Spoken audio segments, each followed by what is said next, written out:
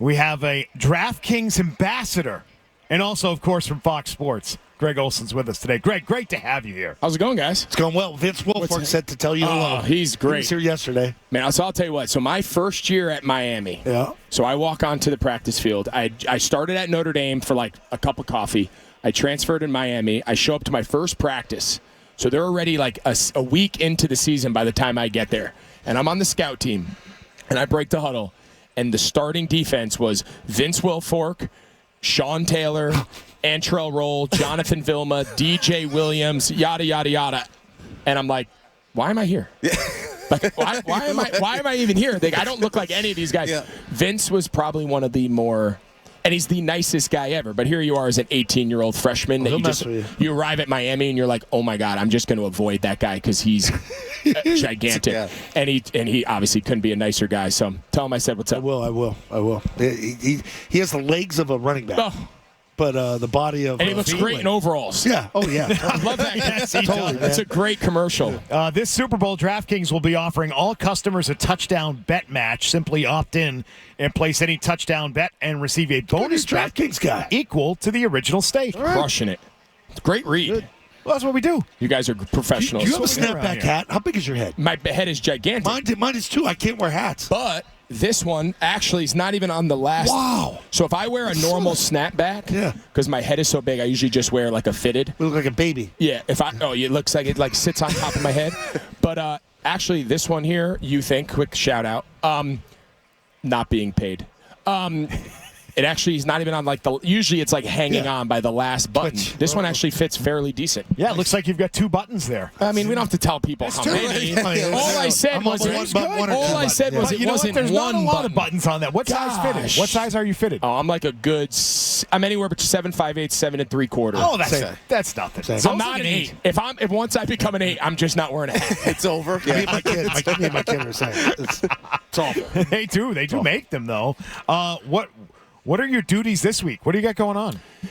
Not a whole lot. Obviously doing some work here with DraftKings, which has been a lot of fun. I did some yesterday and have a few more here today. And, just been a part of a couple cool panels, a couple cool kind of media opportunities and events corporate-wise. So I'm just here kind of working, seeing some friends. It's always kind of a cool deal. Everyone around the NFL world kind of comes into one place and you catch up and have some dinners and have a drink or two and hang. So, that's about it. Can you explain to us how Travis Kelce finds a way to get open and have no one within 7 or 8 yards of him as frequently as that happens? Because this is not the Travis Kelce of 10 years ago, right? But he's still finding ways to get open in critical moments, game after game, week after week for that team. And he may not show up with 7 catches for 100 yards, but there will be a key third down that Travis Kelce is open, and you say, how did that happen? They don't touch him. How does it happen? Well, I think there's so many different layers to it, right? So it starts with Travis, right? Everything, and he's a guy I've gotten to know really well, and obviously super smart dude, super interesting guy, and got to be a good friend of. So I've really gotten to kind of talk to him and pick his brain, and our tight end camp that we do every summer, and he gets up and gives these really cool presentations on route running and understanding. You could just get an idea that he really understands spacing, he understands defense, he understands the other players on the field on his side, where they all are and where he can and he can't go. So it starts with him and his understanding. That's the simple part.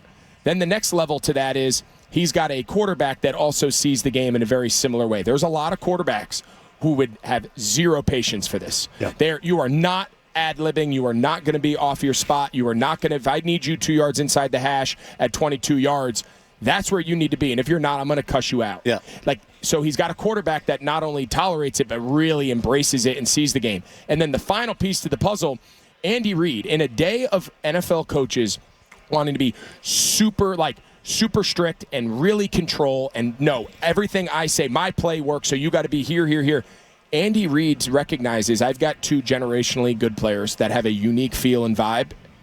I'm going to let them be them. I'm going to let them be creative. Not everyone gets to do that, but Travis gets to do that because he's earned that. So it's him, it's the relationship with the quarterback, and then obviously the environment in which he's allowed to operate in is very contrary to how most of the NFL works, which is a very hyper-focused, very strict, controlled environment. That's not how they don't make him play in the box, and it's the perfect marriage. Travis Kelce or Gronk? All right, so I'll give you different guys, though, I'll right? give you completely different roles. Like what they're asked to do, the style of play in which they were asked to do, completely different. Yep. Not a knock on either one. Here's my historical tight end evaluation. You ready? Yeah. I lived in the Tony Gonzalez era. If you would have told me that anyone would ever approach Tony Gonzalez, longevity, production, catches, yards, but you go across the board, I never thought anyone would ever get into the conversation of being above Tony. Then Gronk came along, and you start talking about the consistency, both regular season now and postseason. Obviously, with him and Tom and what they were able to do, the Super Bowls, the winning, the consistency, maybe not the length of career of Tony, but the impact of those good years were as good as anybody. So now you're saying, all right, is Gronk now in that picture? And he was probably the first guy post-Tony that really said, okay, I'm in that conversation at least. And now Travis has come along, and the difference with Travis is now he's doing it over such a long period of time. He went 7 1,000-yard seasons in a row, came up 5 yards short last year because he didn't play the last game, came up a little bit short this year because they never play Week 18 anymore.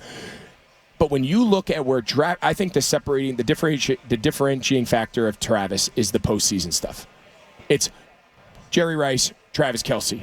Jerry Rice, Travis Kelce. When you start being on a list where it's only you and Jerry Rice, you're pretty special. Yeah. So, I mean, if he wins his 3rd Super Bowl Sunday, I think it's hard for me to even sit here and even believe I'm about to say it. I think he becomes the gold standard at tight end. And I would say for the last couple of years, him and Gronk were like right there as the two conversations of, okay, who's entering Tony's stratosphere? I don't know how much more we could ask out of a tight end than what Travis has done. I have an appreciation for the former quarterback spacing thing where he doesn't take the beating. Like, he doesn't want to get hit. He doesn't want to block. Yep. He knows it's like, I'm going to pick my spots. Gronk never picked the spots. He's just going to run through the spots. Yeah. I think I had more fun watching Gronk play, but I appreciate what it's Travis a different style. does, if that makes sense. Yeah, like, there's a nuance. You got to adapt, man. Yeah, but again, you also have to think the environment in which Gronk played in, where obviously Tom, rightfully so, he wanted that control. He wanted the pre-snap, before the ball was snapped. He wanted to get in and out of plays. He wanted landmarks. He wanted to know exactly where you're going to be. It was all timing, all rhythm, no off, for the most part. When I say no, I'm probably exaggerating. It was not an off-script style of offense. Yeah. That was Tom's style, obviously, understandably so. So Gronk, both himself and the environment in which he was asked to play, was a lot more regimented. It was no Gronk. You don't get to cut that route off. If there's a guy in your way, you've got to run through his face, and I'm still going to put it on your front shoulder. Don't deviate. And that's what worked for them. That was, they're one of the best best duos in NFL history. Different environment now with Travis. He doesn't have to just say, okay, there's a guy there, I'm going to run through him because that's what my court. They're playing equally successful, equally high-level football, but just a little bit of a different style. And it's the perfect fit for the perfect offense for both of those guys in the time they played, the teams they played, and the quarterbacks they played. The way you're talking to us right now sounds exactly the way you call games. And I think that's what makes you one of the best. It's just the energy on top of it. You're talking, you're explaining the game. Well, thank you. I appreciate it. We try. Sometimes we get it better. Sometimes we do better than others, Yeah. I think the part that everyone would, I don't know whether they appreciate it or not, who knows. I think people value broadcasters at different levels. I think some people really are interested, and I think some people don't really care.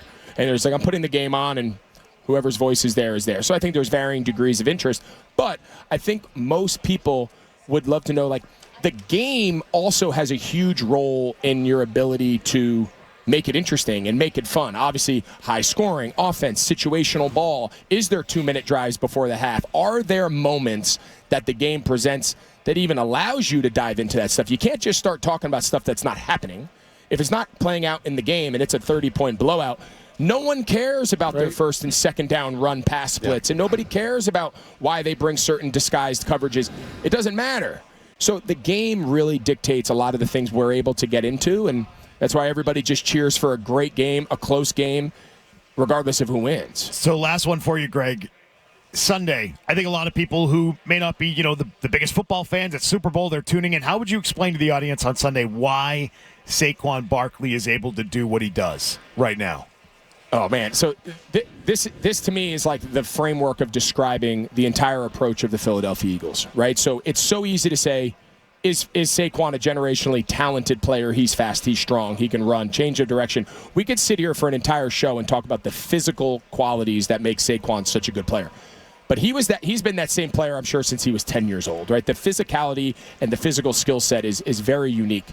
But now he enters into a team that, from a overall play style, allows the running back to actually have greater value than he would have in other situations. Not that he wouldn't be equally as good on the Giants or equally as good, no offense, on the Patriots this year. He would still be the really good individual player, but the ability for a running back to make an impact on the game is exponentially greater when you play the whole game with a lead and you have the best defense in football and you're able to generate explosives and you have the most yards before contact and you have an incredibly generational talent, right? So, like, it's all the factors. If they couldn't play any defense and the offense was exactly the same and they're giving up 25 to 30 points a game, you can't turn around and hand the ball to Saquon Barkley 30 times. Yeah. You're going to, he might run for 150. He might run for 200. You're going to lose 30 to 17. It doesn't, just being a good running team for the sake of being a good running team doesn't mean anything. Can you be a good running team within the confines of the style of play? That's why Derrick Henry works in Baltimore. That's why Saquon works. That's why Christian McCaffrey was such an impactful player when they brought him in via trade a couple years ago to San Francisco. They were the final topping that put them over the top. You can't add the best running backs to bad teams and think the bad team's going to get better. They're not. You got to add really good running backs to really good teams, and they become Saquon. Greg Olson, Fox Sports, brought to us today by DraftKings. Appreciate your time, man. Appreciate you guys. Thanks, Greg. Appreciate you guys. Thanks. We have more to come from Radio Row. Hey, if you like that clip, check out more videos from Zolak and Bertrand right here. For more Patriots analysis and opinion, hit this playlist. And for all the latest from the Sports Hub, download the app at 985thesportshub.com.